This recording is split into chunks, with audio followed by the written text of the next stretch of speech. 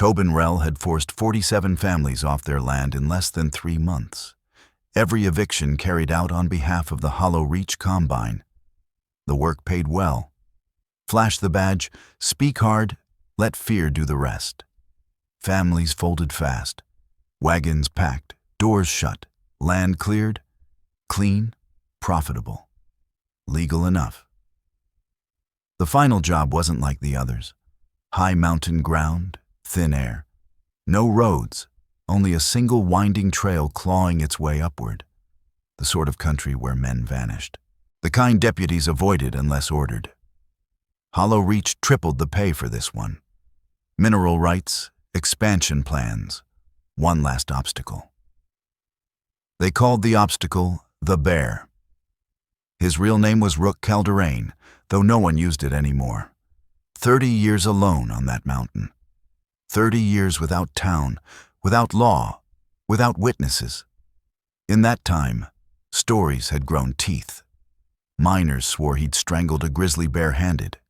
Trappers claimed he could follow footprints across bare stone. The tribe said the mountain itself answered to him. Rell dismissed it all. Campfire talk, frontier superstition. The man was old. Big once, sure. But old now. Alone, probably unarmed, certainly manageable. He brought 5 deputies, veterans, well-armed, confident. 6 lawmen against 1 aging lumberjack. Numbers favored the badge. They always did. The ride took 3 days.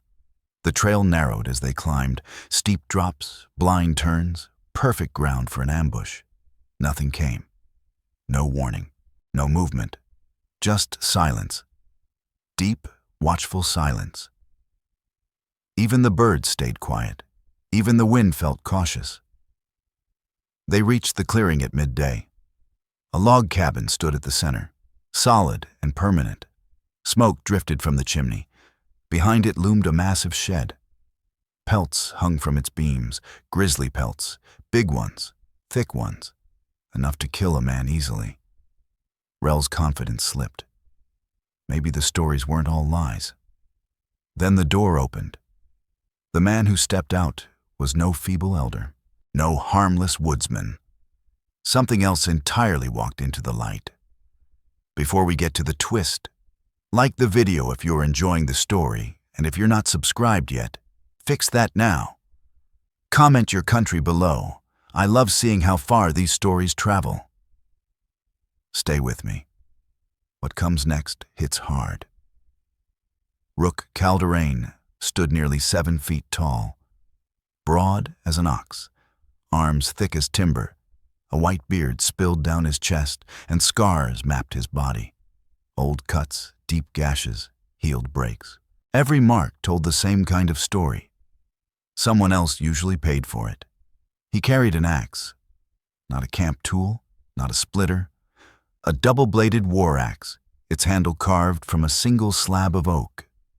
The blade was dark with old stains. Blood stains, many of them. That axe had a history. It had ended lives before. It would do so again. Rell's hand drifted toward his holster on instinct, but stopped. Something in Calderane's eyes froze him. Ancient. Predatory. A look that promised only one outcome if steel was drawn.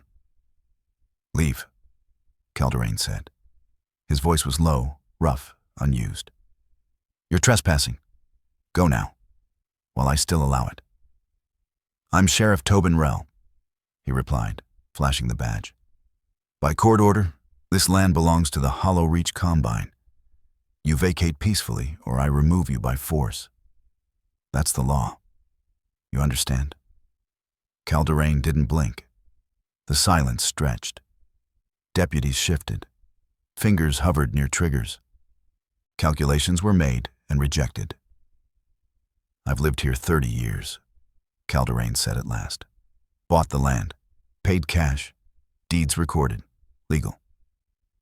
This is my mountain, my home. You're not taking it. Not today, not ever." Rell smiled thinly. "Your deed's fraudulent. Illegal purchase. Hollow Reach owns the mineral rights. That gives them authority. You're a squatter, A criminal. Last chance. Walk down the mountain and live, or stay and lose everything. Calderane tightened his grip on the axe. I choose to stand, he said. I choose to defend what's mine. He stepped forward. I've buried 43 men on this mountain. You'll be 44 through 49. The ground is always hungry. Rel laughed. A fatal mistake. You just threatened an officer, he snapped. That's a hanging crime. Boys, arrest him. Lethal force authorized. No one moved. Smart men hesitated. Men who wanted to keep breathing. One deputy spoke carefully. Sheriff, maybe we rethink this. Bring more men. He swallowed. Look at him. Those aren't a farmer's eyes. Those are a killer's. I'm not dying for a mining company, he finished. Not for Hollow Reach, not for you. He wheeled his horse and rode down slope without hesitation. A wise man, a breathing man, one who planned to stay that way. The second deputy followed, then a third, then the fourth, then the fifth. One by one they vanished down the trail, alive, sensible, and intent on remaining so. Only Tobin Rel stayed behind. Authority shattered, backup evaporated. Courage was weighed and found hollow. Rel screamed after them, rage cracking his voice. Cowards! Every one of you! I'll strip your badges. I'll ruin you. Come back. That's an order. They're not cowards, Rook Calderane said calmly. They're smarter than you. Rel froze. They know what death looks like. They respected it, and they stepped away. Calderane's gaze hardened. You should do the same. This is your last chance, my final mercy. He nodded toward the trail. Ride down. Keep breathing. Tell the Hollow Reach Combine no. Tell them this mountain's taken. Tell them the bear refused. They'll understand.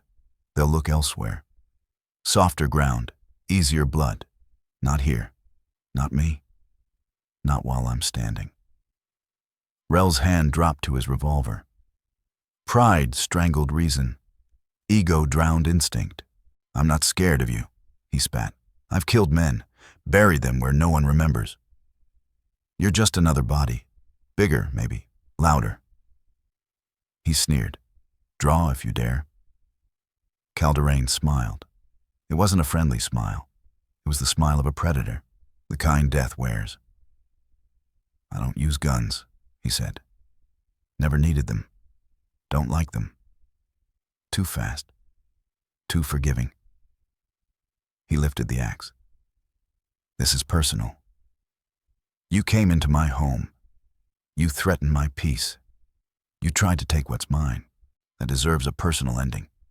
Come. Rel drew fast. Clean. Professional. The revolver cleared leather smoothly. He fired. The shot was good. Experienced. The bullet tore into Calderane's shoulder. Blood spilled. Flesh split.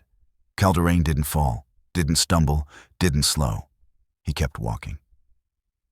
Rel fired again. Center mass. Perfect placement. A shot meant to end men. It didn't. Bleeding. Wounded. Still advancing. The distance closed. The axe rose. Rel fired again. And again. Click. Empty cylinder. Empty gun. Empty future. Calderane stood a few steps away. 6 holes in his body. Still upright. Still coming. My turn, he said. The axe came down. Not rushed. Not wild. Certain. Final. Rel tried to move. Too late. The blade split his chest. Deep. Absolute. He collapsed, gasping, eyes wide as understanding finally arrived. Too late to matter. 44. Calderane murmured. He looked toward the mountain. 6 more will come. The Hollow Reach Combine never learns. They never stop. They press, they demand, they take, unless someone teaches them otherwise, unless someone halts them, unless someone puts them in the ground. I'll teach them. Rook Calderane said quietly. I'll stop them. I'll bury every last one, however many come, however long it takes, whatever it costs. He looked across the clearing. This mountain is mine, my shelter, my life. No one claims it. No one. He dragged Tobin Rell's body toward the tree line, to the place already chosen. A shared grave. The resting ground for 44 men who'd pushed past warning, demanded more than they deserved, and died for it. The mountain accepted the offering. It always did. Always hungry, always patient, always grateful. Calderane was its guardian, its shield, its voice, for 30 years. For 30 more if needed, until death finally took him, or until the mountain no longer required protection, until civilization learned restraint, learned limits, learned fear. That lesson was coming. The Hollow Reach Combine would send more men, more blood would spill, but not Calderane's. Not today. Likely not ever. The mountain would not allow it. The grizzlies would not allow it. Calderane himself would not allow it.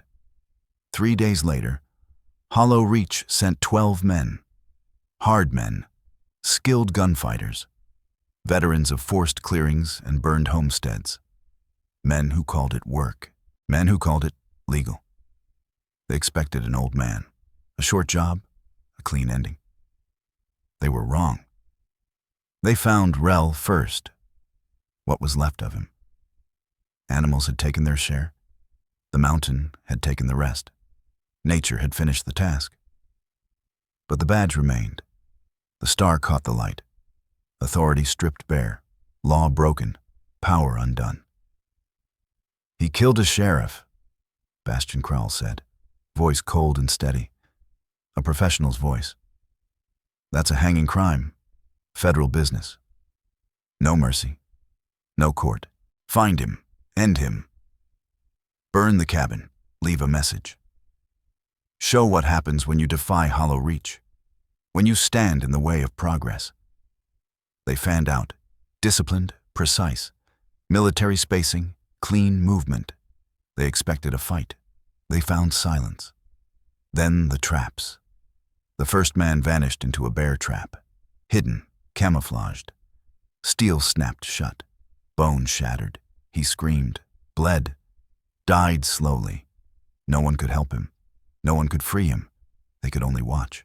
The second man triggered a deadfall. A suspended tree dropped with crushing force, instant, final. The third and fourth fell together into a pit lined with sharpened stakes.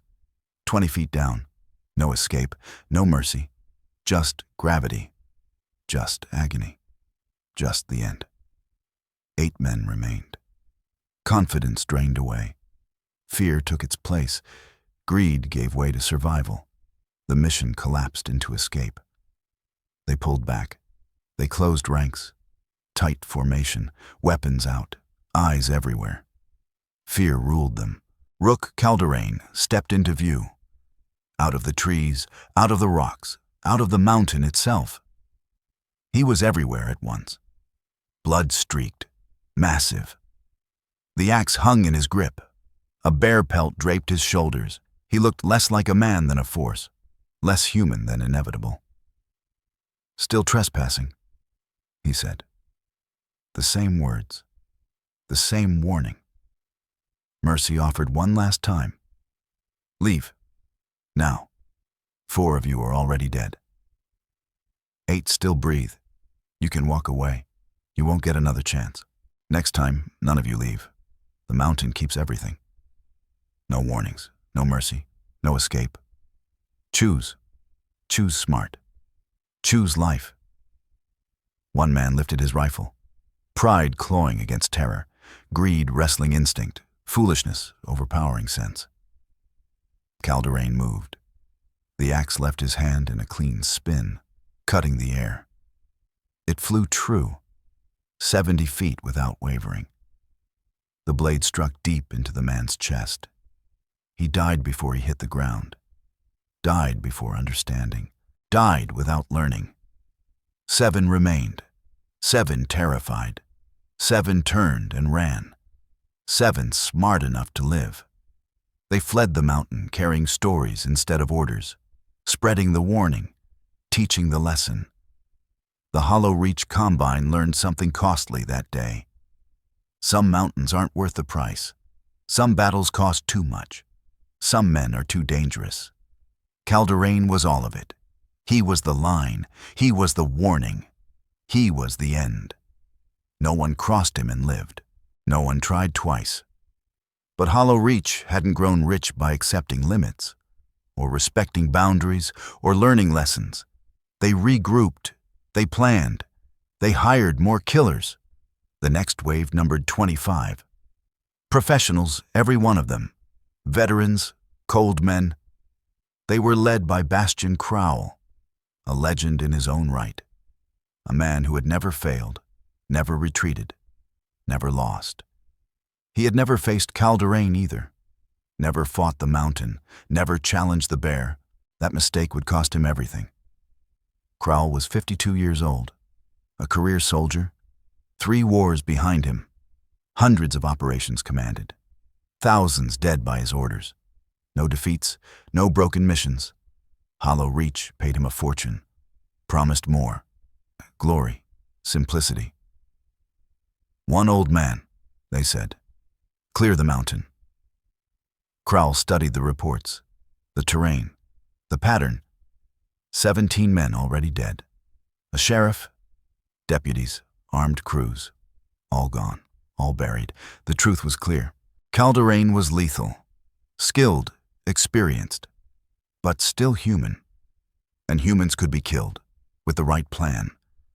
Crowell brought 25 veterans, everyone seasoned, everyone disciplined, repeating rifles, revolvers, dynamite, everything necessary, everything deadly. They advanced at first light. They moved with soldiers' precision, tight spacing, clean angles, disciplined steps, no careless errors, no guesswork, no underestimating the enemy. This was war. Declared and understood. Both sides knew it. Both sides had prepared. Both sides had committed. Rook Calderane was already waiting. He had anticipated them, planned for them, shaped the mountain around their arrival. The cabin stood empty, abandoned on purpose. No shelter offered, no target given, a deliberate absence. Calderane had withdrawn upward, higher ground, deeper paths, farther into the mountain's spine, into his domain, into his advantage, into his killing ground. The first trap came as controlled avalanche. Triggered clean, stones and snow tore loose. 3 men vanished beneath it, crushed, buried, smothered. Dead before screams finished echoing. 22 remained. The second trap followed quickly. Rockfall this time. Different mechanism. Same outcome. 2 more crushed where they stood. 20 remained. Bastian Crowell raised a fist and halted the column. He studied the wreckage, read the pattern. Calderane wasn't defending the cabin. He was defending the mountain. He was using terrain, height, weight, gravity, patience. He was fighting intelligently. That required a new plan, different tactics, different thinking. "We split," Crowell ordered. 5 teams, 4 men each, spread wide, cover ground faster, find him sooner, end it quicker.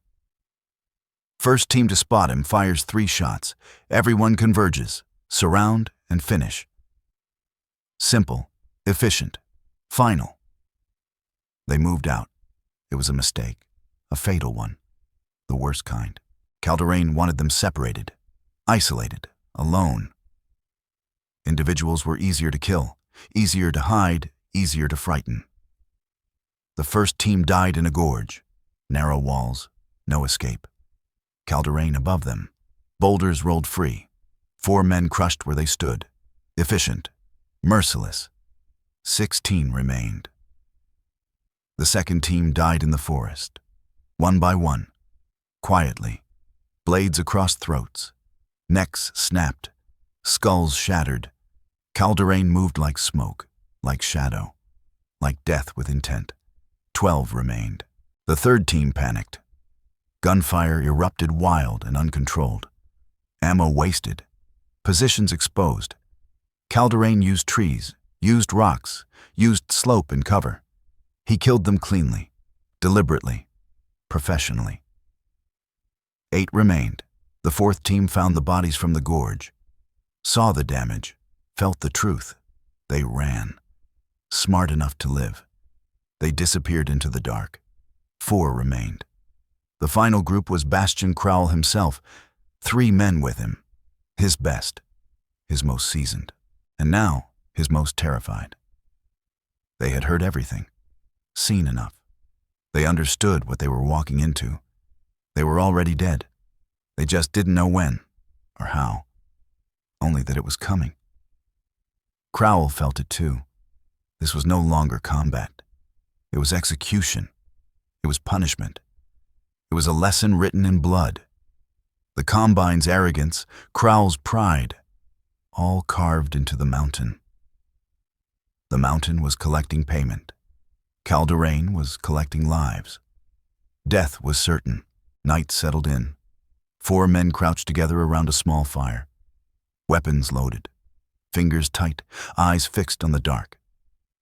And the dark watched back, waiting, still, unending. Rook Calderane, the bear, was out there. Somewhere beyond sight, everywhere at once. Invisible, unavoidable, present. "We should give up," one man whispered. Young voice, shaking, not foolish, smart enough to be afraid. "Tell him we're leaving, that it's over. Maybe he lets us walk. Maybe he shows mercy. Maybe." "No," Bastian Crowell cut in. "I've studied him, read every report.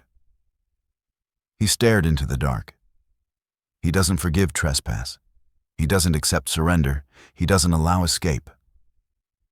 We entered his home, shattered his quiet, threatened his mountain. That debt can't be paid. So we fight," Crowell said.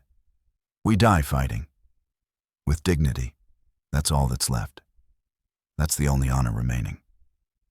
That's the end. We're already dead," the second man said. Older, weathered, calm in his acceptance. 21 gone. Just 4 of us now. Against a mountain. Against a monster. Against a legend made flesh. No odds, no hope, no tomorrow. Just waiting for the blade. For the dark. For the mountain to collect. The third man said nothing. He stared into the fire, eyes empty, understanding settled in. Waiting. Death had patience. It would come. Might as well breathe while allowed. Rest while possible. Live the last moments given. A sound shifted in the dark. All 4 turned at once. Rifles up. Fingers tight on triggers. Muscles locked. They saw nothing. But they heard everything. They felt watched. Measured. Judged. Condemned. The first man dropped without a sound, an arrow buried in his throat. Clean, silent, final. He collapsed, choking, dying. "Scatter!" someone shouted. "Find cover! Fire back! Shoot! Now!" They split. A mistake. A fatal one. Exactly what Calderane wanted. Separated, alone, isolated. Targets made easy. The second man fell to a thrown blade, a heavy hunting knife. It struck deep into his back, severing the spine. Instant. Merciful. The only mercy Calderane ever offered. 2 left. The third man fired wildly, panic pulling the trigger, desperation emptying the chamber. He hit nothing, missed everything. He gave himself away. Calderane answered. He stepped out of the dark, axe already moving. 1 clean swing. The head came free, the body followed. 1 remained. Crowell stood alone now. A commander without soldiers, a general with no army. a legend stripped of tomorrow. He let the rifle fall, drew his revolver. A final stand, an honorable death, if such a thing still existed. "Calderane," he called into the night. "I know you hear me. I know you're close. I surrender. Not to you, to the mountain. I know my mistake, my pride, my crime. I crossed the line. I broke in. I showed no respect. I'm sorry, truly, from the depths of it, all of it. Let me go. Let me keep breathing. Let me warn the rest. Tell them to stay away. Tell them to show respect. Tell them to be afraid. I'll carry the word. I'll turn it into legend. I'll guard the mountain with fear, with stories, with truth.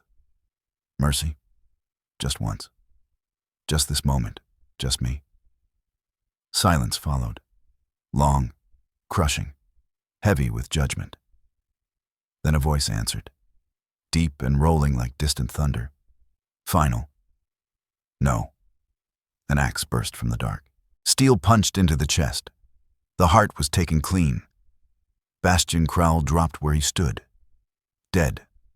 The 25th. The last lesson. The full price paid. Rook Calderane stepped into view. Bloodied, spent, victorious. The mountain belonged to him again. So did the quiet. So did the solitude. Until the next time. Until the next threat. Until the next fool who thought the bear could be tested.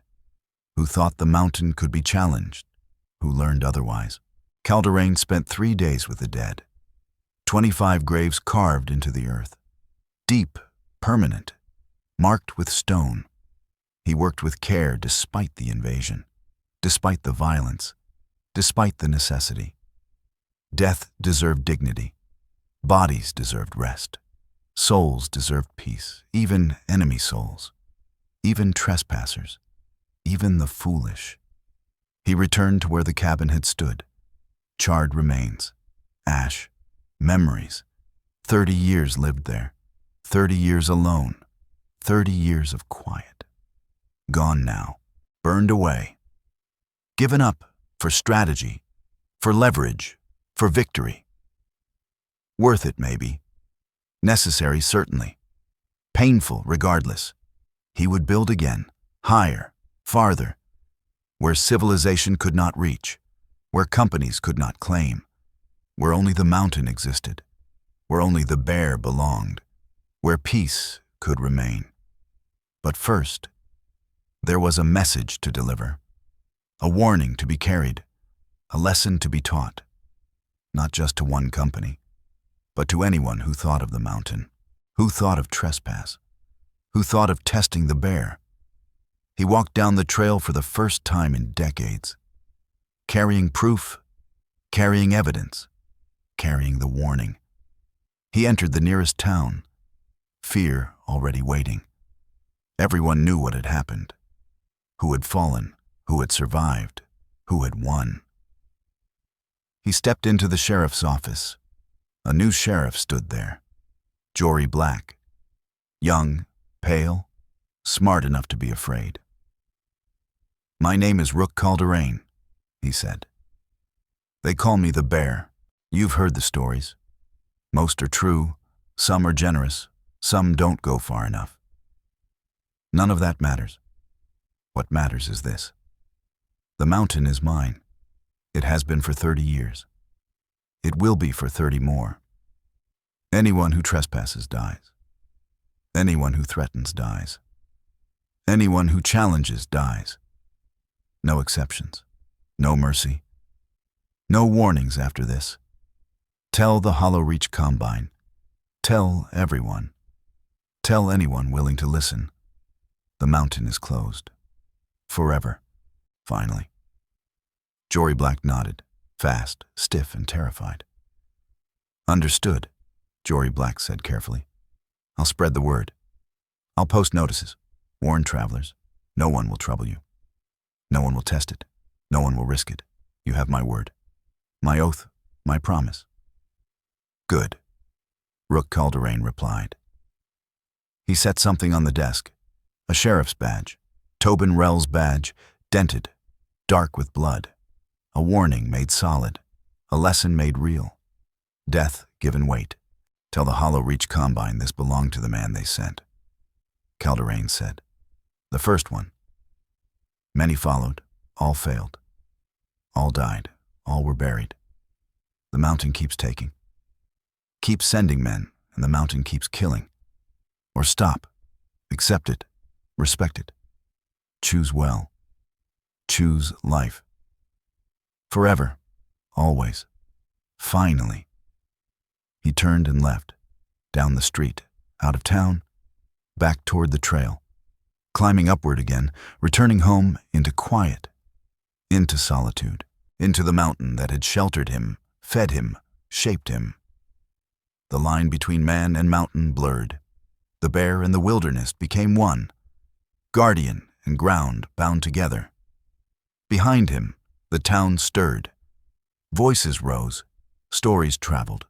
Legends took root. Fear multiplied. Exactly as intended. Exactly as required. Exactly as protection demanded. For years. For decades. For however long life allowed. The Hollow Reach Combine received the message. Then more messages. Bodies returned. The badge returned. The warning delivered. Clear. Absolute. Impossible to mistake.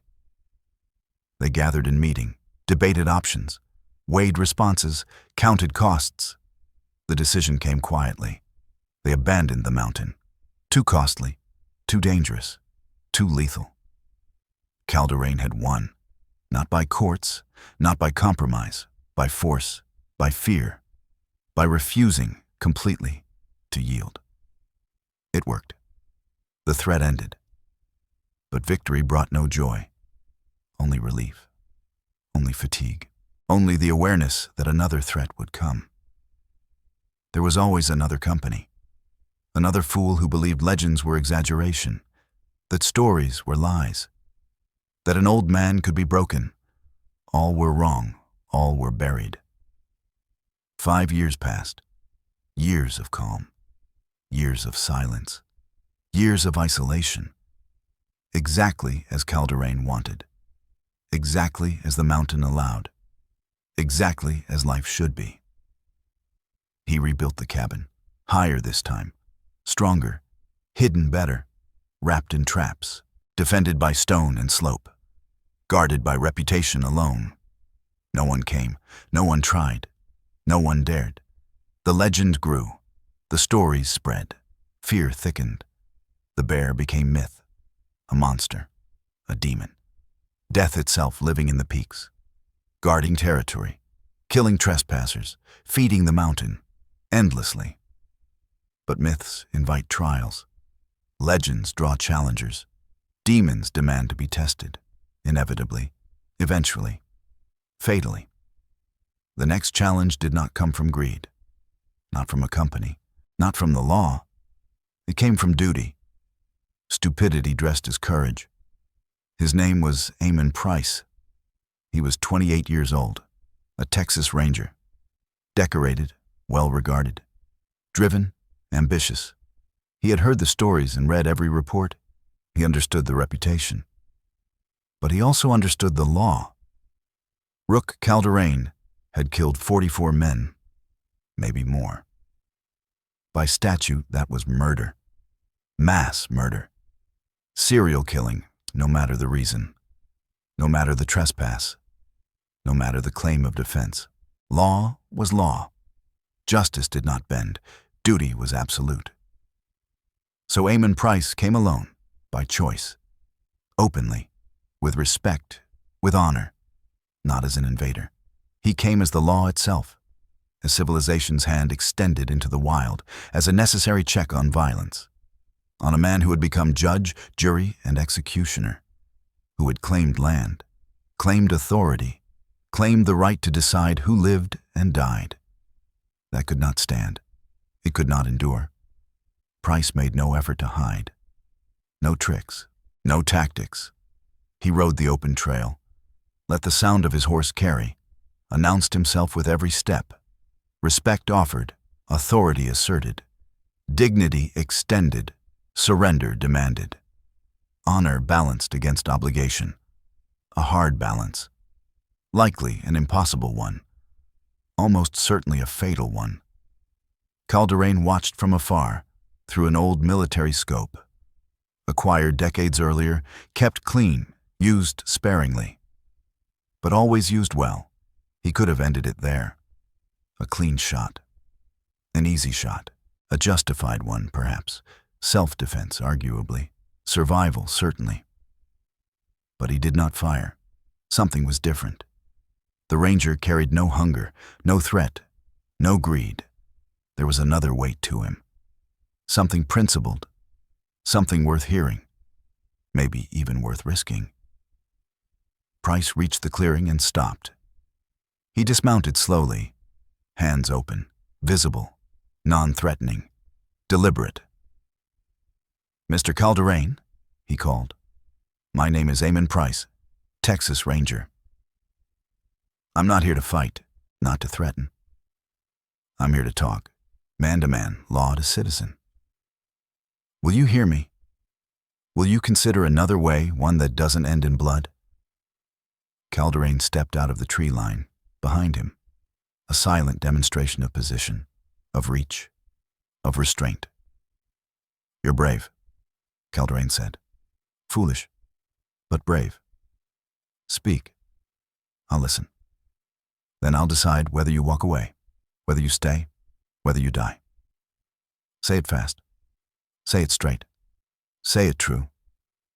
Price turned slowly, seeing Calderane fully for the first time. Understanding struck at once. The stories had softened him. The reports had failed him.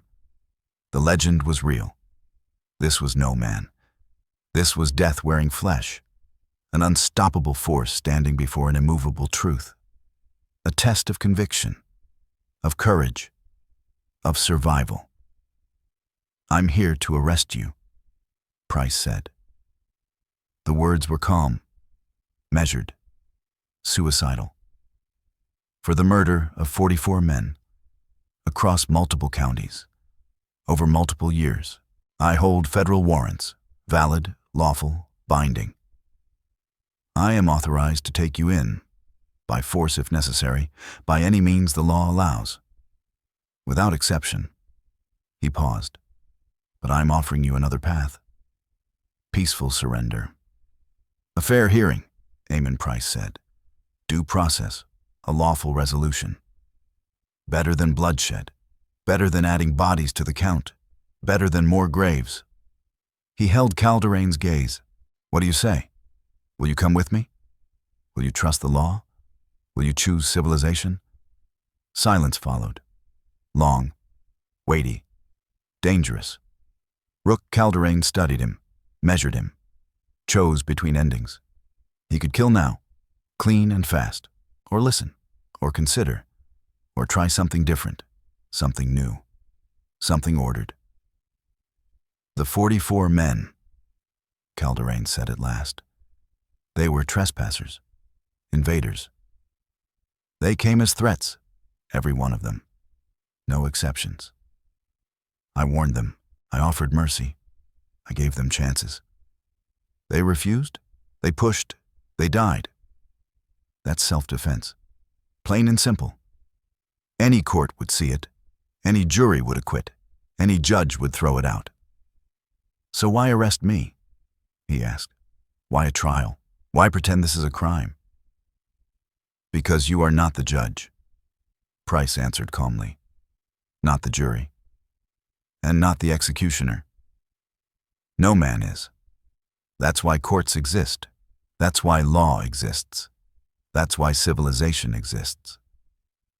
To stop exactly this. To stop men from claiming land by force. From claiming authority. From claiming the right to decide who lives and who dies. You've become what you fought. A tyrant, a danger, a problem that must be answered. Not with more killing," Price continued. "With justice, with law, with a civilized process. Come with me. Tell your story. Prove self-defense. Convince a jury. Walk free, legally, properly, permanently. Or stay here. Resist. Add me to the count. Make it 45. But it solves nothing, changes nothing, fixes nothing. More will come. Eventually you lose. And one day, the mountain will take you too. He paused. Why not try the law first? Try civilization. Try peace. Calderine considered it. Truly considered it. The ranger's words carried weight, if not certainty, then sense. Law had structure.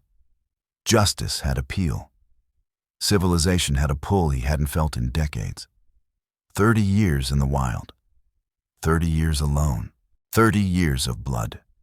Maybe another road existed. Maybe a better ending waited. Maybe peace was possible. Through courts, through law, through surrender. Or maybe it was a trap. Maybe Price was only the first man. Maybe soldiers followed. Maybe ropes waited. Trust was dangerous. Trust usually got men killed. Trust required faith. Faith he had buried long ago. Faith that justice worked. Faith that law was fair. A heavy faith, a risky faith, likely a foolish one. If I surrender, Calderine said slowly, what guarantees do I have? What protects me from a mob? What stops a noose without a trial? What stops revenge dressed up as law? I've killed powerful men, connected men, rich men. Their families want blood. Their allies want payback. Their companies want an ending. What keeps them from taking it? From me, from the trial, from a cell? Price answered without hesitation. My word, he said. Simple, direct, unflinching. My oath is as a ranger. My honor is as a man. My integrity is as a lawman. You will get a fair trial. You will have counsel. You will face an impartial jury. Everything the law promises. Everything civilization offers. Everything justice demands. I stake my life on it. Amon Price said. My name, my career. You come peacefully. I guarantee your safety. I guarantee procedure. I guarantee fairness. That's my offer. That's my promise. That's the deal. Take it or walk away. Choose civilization or choose the wild. Choose law or choose isolation. Choose trust or choose blood. But choose now. This was the moment, the final offer, the last fork in the road. Rook Calderine studied the ranger. Not the badge, the man. He saw conviction. He saw resolve. He saw something he had not seen in decades. Integrity. Real integrity. Untouched, unbent, rare, valuable, perhaps worth the risk, perhaps worth the trust, perhaps worth trying once. I'll come, Calderine said at last. No conditions. I keep my weapons until town. I ride my own horse. I am not shackled, not caged, not marched. I'm treated with dignity, with respect, with honor. You guarantee that? I surrender. I test the law. I trust the process, once. If it fails me, I leave. I come back here, and I never trust again. Anyone who follows dies. Is that clear? Price nodded. Clear. Agreed. Acceptable. You ride free until town. You keep your arms until the cell. You walk in by choice. You are treated properly. I give you my word, my oath, my bond. Trust me, just this once. Just now. Maybe civilization surprises you. Maybe justice works. Maybe peace is real. Let's find out. Together, lawfully, at last.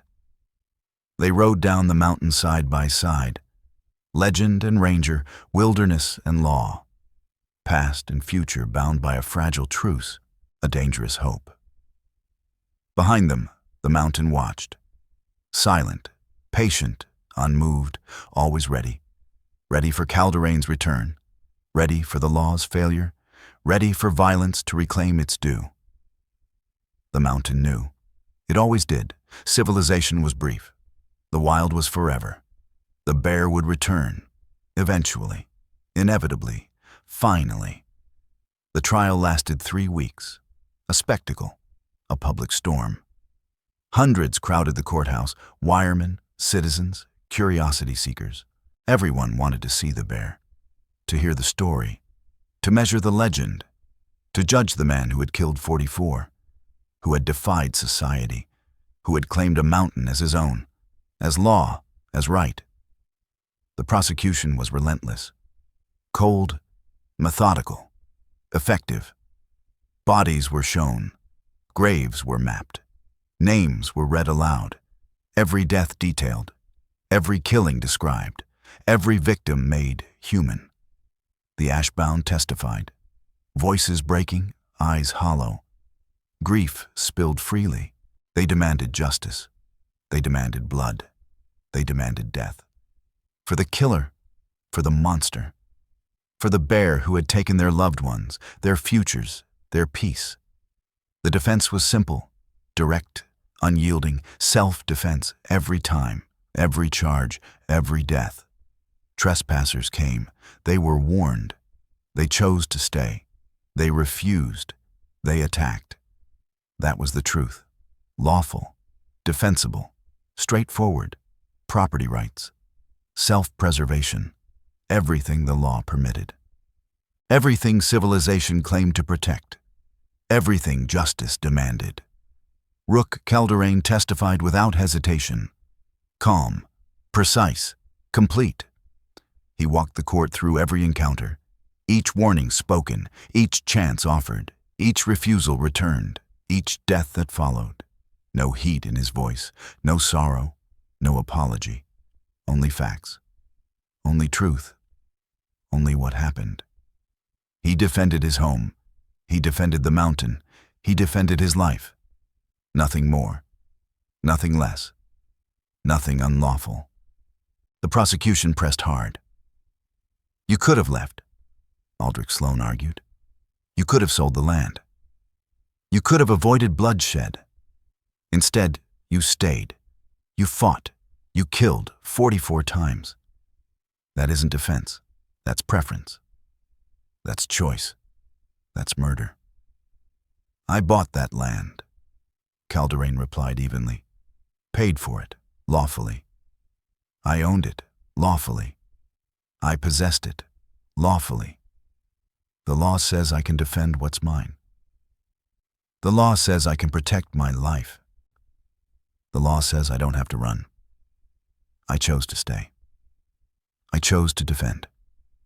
I chose to survive. All of it legal. All of it permitted. All of it justified.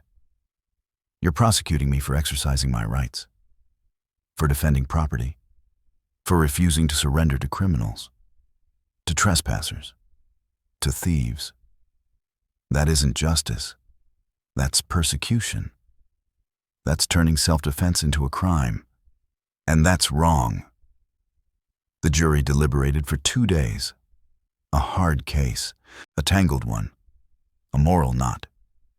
The law itself was clear. Self-defense was legal. Defense of property was permitted. Warnings had been given. Attacks had been real. The killings were justified, technically, legally, strictly. But 44 deaths, 44 graves, 44 families shattered. Excessive, perhaps. Unreasonable, maybe. Criminal, possibly. The question cut deep. Law versus conscience. Legal versus moral. Permitted versus acceptable. The verdict came at noon on the 3rd day. The courtroom was full, airtight, silence heavy. Everyone waited, everyone guessed.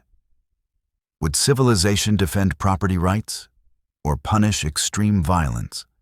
Would the law uphold self-defense or reject the weight of 44 bodies? Would justice free the bear or hang the monster? No one knew. No one could say. The foreman stood. We, the jury, find the defendant.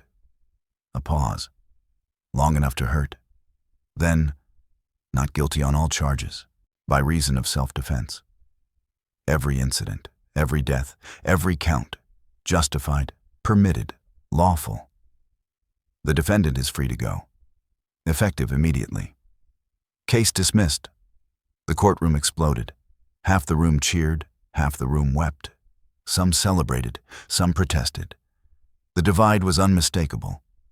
Justice felt hollow to many, no matter the ruling. Some saw vindication, others saw miscarriage. No one saw closure, no one saw an ending. Rook Calderane rose. Free, cleared, lawfully vindicated, but not welcomed. Not embraced, not forgiven. The law had released him. The world had not. Society had not forgiven him. The law allowed him to walk free. Humanity did not. 44 deaths were lawful, but not erased. Not overlooked, not absolved. He was free, but he had no place. No safety, no peace. Amon Price stepped closer. You're free, he said. Legally, completely. As promised. The system worked. Justice did its job. Civilization delivered. He paused. What now? Where do you go? The mountain, Rook Calderane answered without hesitation. Always the mountain. It's the only place I belong. The only place that accepts me. It's home. Civilization released me, he went on. But it doesn't want me. It doesn't forgive. I see it in their eyes, hear it in their whispers. I feel it in their fear. I'm free but unwanted, tolerated, not welcomed, not embraced, not part of them, not after 30 years, not after 44 graves, not after choosing the wild over society. The mountain is home. It always was. It always will be. I'm going back for good. Until death takes me. Until the mountain claims me. Until the wilderness accepts what civilization never could. My body. My soul. My end. I'm sorry, Price said quietly. I thought the law would be enough. I believed justice would open a door. I believed society would accept you. I was wrong. Partly. You're free under the law, but not among people. Not really. The law worked. Society failed. Justice functioned. Humanity did not. I'm sorry, he said again. Truly. You deserved better. You earned better. You proved better. But the world isn't fair. People aren't logical. Civilization isn't always civilized. Not often. Not reliably. I knew, Calderane said. I always knew. I took the chance anyway. I trusted you. I trusted the process. I trusted the law. And I got what was promised. A fair trial. An honest verdict. That's enough. More than I expected. A gift. Thank you. For your honor. For your integrity. For keeping your word. That's rare. That matters. You're a good man. A good ranger. What civilization should be. What it could be if it tried. Keep going. Keep serving. Keep proving the law can work. Someone has to. Might as well be you. Goodbye, Ranger. May we never meet again. Not from crime. Not from duty. But from mutual respect. Kept at a distance. Live well. Serve with honor. And remember, the bear taught you something. Taught everyone something. About limits. About respect. About leaving the wild alone. That's the legacy. That's the lesson. That's the gift. They clasped hands. A warrior's grip. Respect shared. An unlikely bond. Brief. Meaningful. Final. Then Rook Calderane turned away and walked out, through a crowd that did not welcome him. He moved through anger and grief, through a town that did not know what to do with him. Head held high, back straight, unashamed, unafraid, unbroken, free by law, free for good. He rode back toward the mountain alone, cleared, vindicated, unwelcome everywhere, except the wild, except the place that never judged him, never condemned him, never turned him away. The mountain accepted him as it always had, without questions, without conditions, in its own way, in its own language, with endless patience. As he climbed, his breath deepened, his chest loosened, civilization fell behind him, wilderness opened ahead, home drew closer, peace waited, solitude opened its arms. Everything he had missed, everything he had needed, everything he had fought to keep. 3 weeks of trial, 3 weeks of being watched, 3 weeks of humanity. Enough. Too much. Over at last. He reached the cabin site. Still there. Still standing. Still waiting. Still home. Nothing had changed. Everything was the same. Perfect. Exactly what he needed. Exactly what he wanted. Exactly what he deserved. The mountain had not abandoned him. Had not rejected him. It remained loyal. Constant. Eternal. Unlike civilization. Unlike people. Unlike anything but the wild. He stepped inside, set down his pack, slipped off his coat. He sat. The first true rest in weeks. The first quiet. The first moment of being home. He let the breath leave him completely. Tension drained away. The trial faded. Life resumed. Normal returned. The mountain welcomed him. The bear rested. Fully. At last. Outside, the wind murmured. Trees leaned and swayed. The mountain breathed, welcoming its guardian back, receiving its protector returned, marking a warrior who had survived, not just in body, but in spirit. Civilization had tried to break him, tried to tame him, tried to remake him. It failed. On every front, in every attempt, he remained the bear. Still wild, still mountain-born, still the land's guardian, always. Until death claimed him, until the mountain took him, until the wilderness absorbed him, completely, finally, forever. 10 years passed, quiet years, peaceful years, the final stretch. Rook Calderane slowed, weakened, aged, 78 now, still strong in will, if not in flesh. Time proved undefeated, age inevitable. Death remained a patient hunter, circling, waiting. It would come for everyone, even the bear, even the legend. He had killed no one in a decade. He had not needed to. Reputation protected him.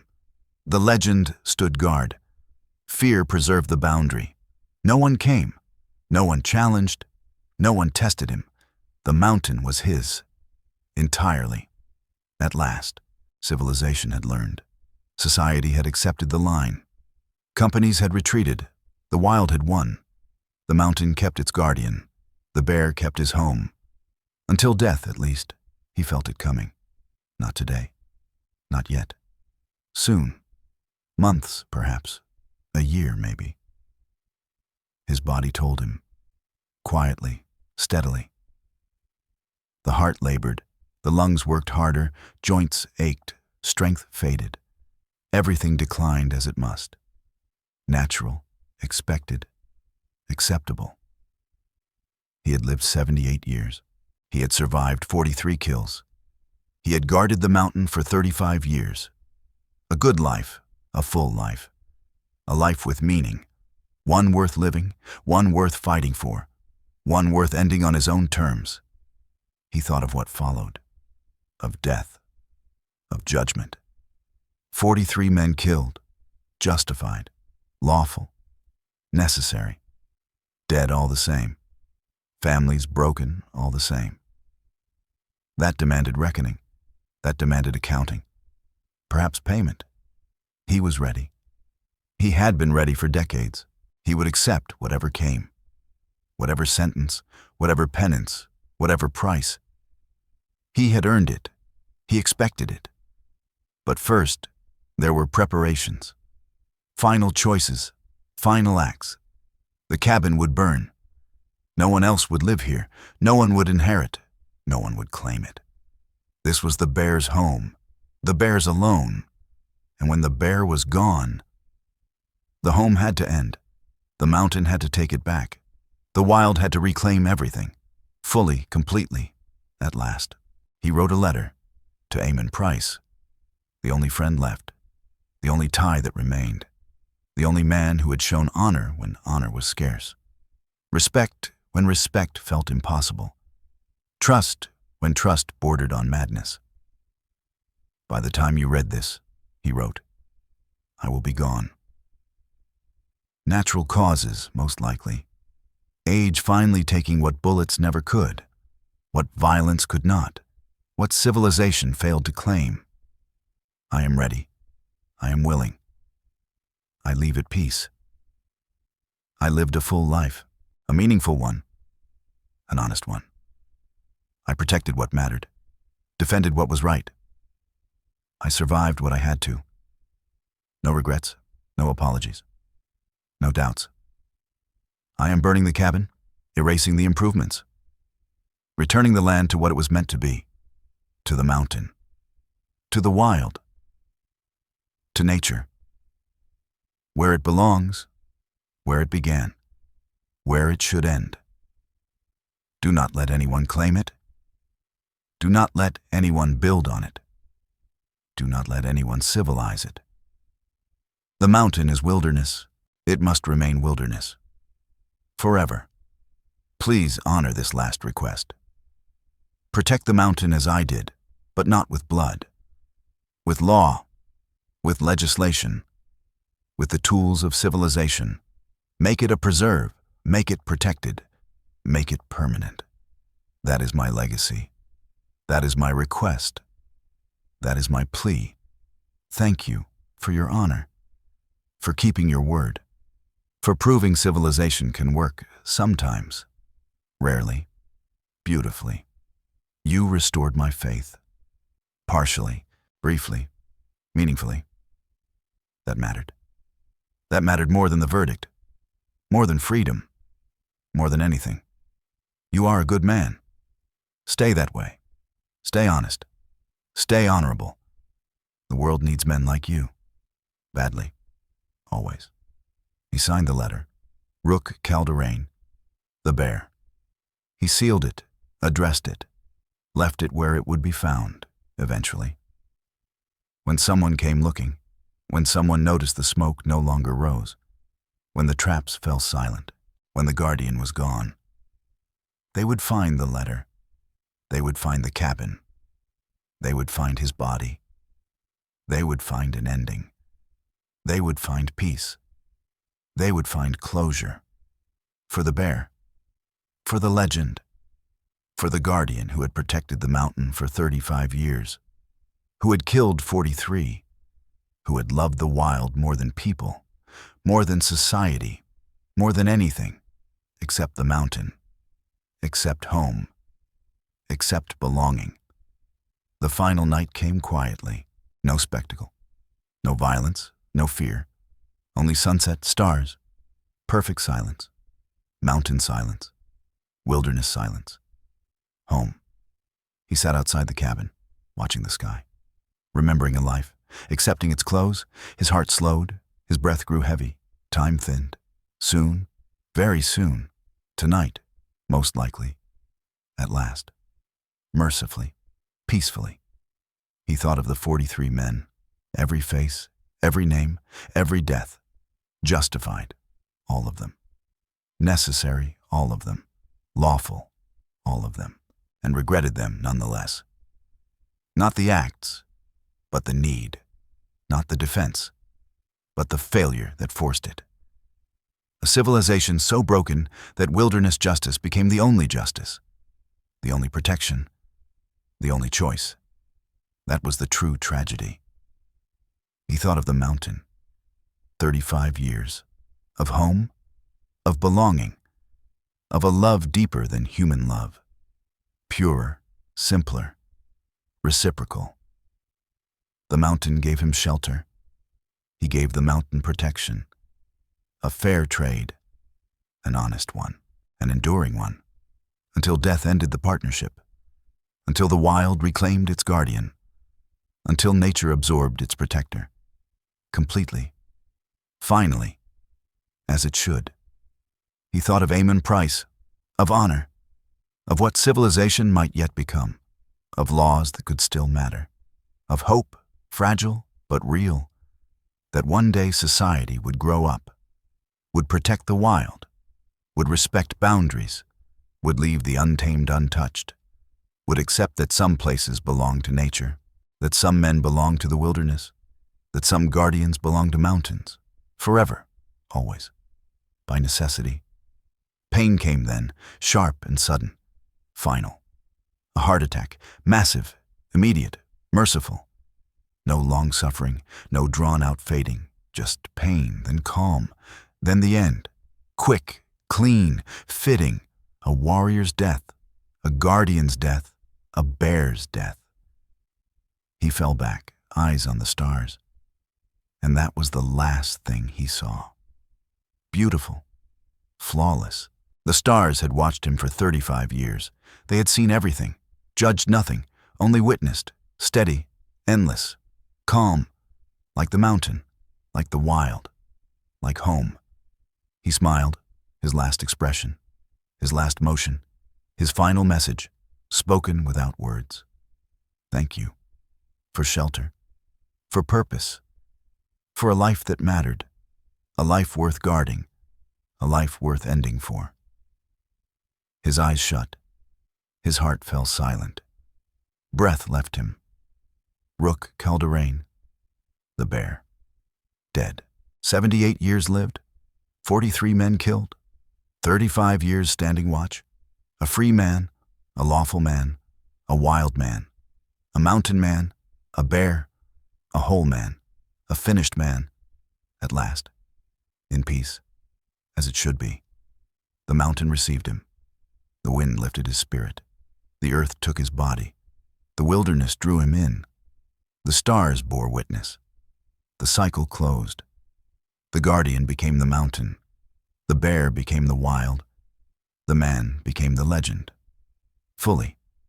Finally. Forever. Just as it was meant to be. Days passed. Smoke no longer rose. People noticed. Rangers searched. Amon Price came himself. He found the cabin. He found the body. He found the letter. He found peace. He found an ending. He found closure. Rook Calderane had died naturally. Quietly. Exactly as he intended. Exactly as he deserved. Price read the letter. Understood every word. Honored every request. He worked without rest. In offices. In hearings. In quiet rooms. Using the tools of civilization. Using the strength of law. Using the system the bear never trusted, but had believed in once. 3 years later, it was done. The mountain became a protected preserve. Permanent, untouchable. Named Vance Mountain Preserve. A wilderness reserve. A memorial. A promise kept. A guardian remembered. A legacy secured. By law. At last. No one trespassed again. No one threatened again. No one died again. Not by the bear. Protection came from law now, from boundaries, from respect. Rook Calderane had won with violence. Amon Price preserved the victory with legislation. Society maintained it with discipline. At last, it learned. At last, it earned the right. 20 years after Rook's death, Price retired. 55 years old, a long career, clean service, a good name. He never forgot the bear, never forgot the lesson, carried it through every case, every choice, every compromise, trying to prove civilization could work, Could protect, could honor. Sometimes it did. Sometimes it failed. But he never stopped trying. His final act was a pilgrimage. Back to the mountain, back to the preserve, back to the grave. He had not returned since the land was secured. 20 years away. Time to come back. Time to report. Time to say goodbye. For the last time. The climb was harder now. He was slower, older, but resolved, committed, necessary. At the cabin site, nothing remained. Nature had erased it. The wilderness had reclaimed it. The mountain had taken it back, completely, exactly as Rook wanted, as it should be. He found the grave, a simple stone, placed by his own hands long ago. The carving was plain. Rook Calderane, the bear guardian, protector, free man. 1878. Nothing more was needed. Nothing more was true. Price sat beside the stone, spoke softly. You'd be proud. The preserve is strong, protected, respected, untouched. Civilization finally learned. Your sacrifice taught us. Your violence guarded what law couldn't, what society refused to. You showed us the cost. You showed us why guardians are sometimes necessary. Someone willing to stand, to fight, to end things. For what matters, for what cannot be replaced. I tried to honor you. I chose law instead of blood, civilization instead of solitude. It works, not always, not perfectly, but it works. He stood, touched the stone once, then turned back down the trail, leaving the bear where he belonged. Home. Better than nothing.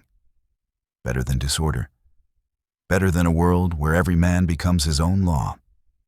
Civilization matters. But civilization also needs men like you. Men who draw lines, who set limits, who prove that some things are sacred, untouchable, defended forever. Thank you for teaching me that, for trusting me, for proving that honor still lives, that integrity still has weight, that a promise still means something.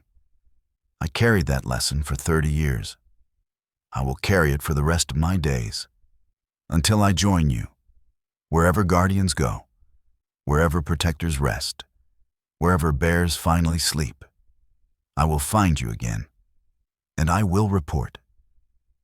Tell you that civilization still struggles, still fails, still tries, and sometimes, because of men like you, it succeeds, because you showed us how, showed us why, showed us what truly matters. Rest now. The mountain is safe. The wilderness endures. Your legacy is secure. Forever. Because of you. Because you stood. Because you refused. Because you were the bear. Thank you. For everything. Always. Forever. He stood, saluted. A warrior's salute, a ranger's respect, a friend's farewell. Then he turned and walked down the trail, leaving the mountain, leaving the guardian, leaving the bear, to his eternal rest, his eternal peace, his eternal home, where wilderness and guardian became one, where man and mountain merged, where bear and nature joined, forever, always, completely. The preserve still stands today, protected, respected, honored, bearing the name of the man who defended it, who died for it, who became it. Rook Calderane, the bear, the guardian who never surrendered, the protector who chose death over defeat, the man who taught civilization its limits, its boundaries, its need for wild places, for untamed land, for sacred ground, for guardians willing to stand, to fight, to die. For what matters? Forever, always. At last, his legend remains, his story instructs, his sacrifice protects. Not only a mountain, but an idea that some things are worth defending, worth dying for, worth becoming legend for. that civilization needs wilderness, that humanity needs nature, that society needs guardians. Men willing to stand between greed and destruction, willing to protect, willing to pay the highest price. So wild places may remain wild, so bears may roam, so guardians may rest, so legends may sleep forever, in peace, in full. Thank you for listening to the story of Rook Calderain, the bear, the guardian who protected his mountain for 35 years, who taught civilization the cost of trespassing on sacred ground. His legacy reminds us, some places belong to the wilderness, some men belong to nature, and some guardians give everything to protect what civilization too often destroys. The Vance Mountain Wilderness Preserve stands today as proof of one man's refusal to surrender, of one ranger's honor in keeping his word, of one mountain's eternal gratitude to its guardian. May we all find something worth protecting, something worth standing for, something worth being remembered for. Until next time, respect the wilderness, honor the guardians, and remember, some legends are not built on glory, but on sacrifice. Thank you.